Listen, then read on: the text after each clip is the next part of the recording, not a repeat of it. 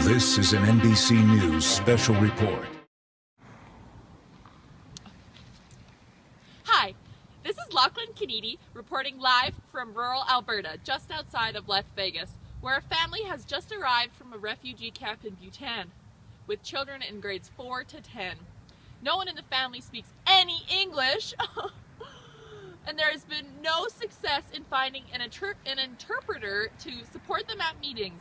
This is making it difficult to gather background information about the family that is necessary to support the language skills in their first language. The school personnel do not believe they can support these students and have requested additional funding, training, and educational assistance support. All have been denied. Oh, hi there. What's your name? Oh, I'm March McGillicuddy. And you have a child that goes to rural middle school? Oh yeah, Sandy, little Sandy. She's the youngest, grade 5. And what do you think about this issue? Oh, it's really a hot topic. I think that the teachers are doing a great job, and it's just dreadful. I feel so bad for those poor little students, and as a mother, I just really think that it would be so hard, and like,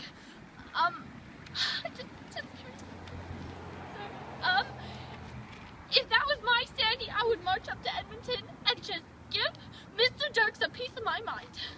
So do you think it's safe to say that the teachers are doing everything they need to be helping these students? Oh yes, yes, and it's just dreadful that they don't have any funding and they just think it's unlawful of them to do that. Oh, and my husband though, he really, Marv McGillicuddy, yeah, he owns a hardware store downtown, Marv's Tool Belt. Anyways, he really thinks, you know, like, if they take any more time away from those kids, like, it'll be a bad thing, and like, he really wants the teachers to be there for the kids. Well, thanks, Mrs. McGillicuddy. As you can see, there are two very different perspectives on this issue. Oh, look! Ralph, look! A faculty member! Hurry! Come on! Hi. Hello. What is your name? Miss McFarland. And you're a faculty member at this school. I am, yes. I'm a teacher at Rural Middle School. And would you like to comment on this issue?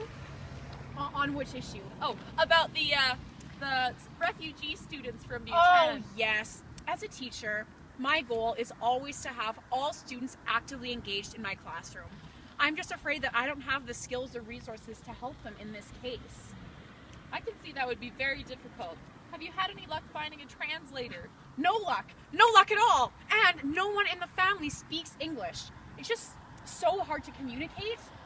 We really want to be able to integrate them into our school community, but with this lack of communication, it's just impossible. It's so disheartening.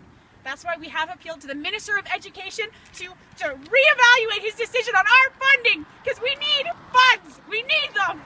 Okay. Thank you so much for your time, Mrs. McFarland. You're welcome. Oh, here actually is my principal right here, Mr. Boomer, walking Mr. up. Boomer. How convenient. Great luck, Ralph. Mr. Boomer, we were just talking about your students from Bhutan. Do you have any comments on this issue? Yes, as students that were refugees, they should be getting the 302 coded funding. Somehow that has slipped through the cracks.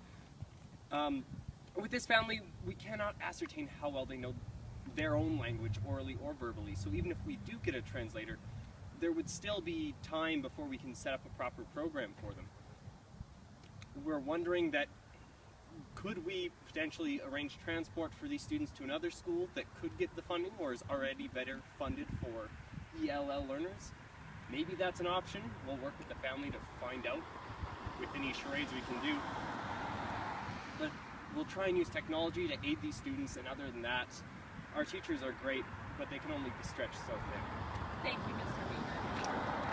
This is Lachlan McKennedy, I forget my name, reporting to you live from rural middle school, where issues of inclusive education have come to the surface, and we will find out more information on this later in the week, and back to you in the studio.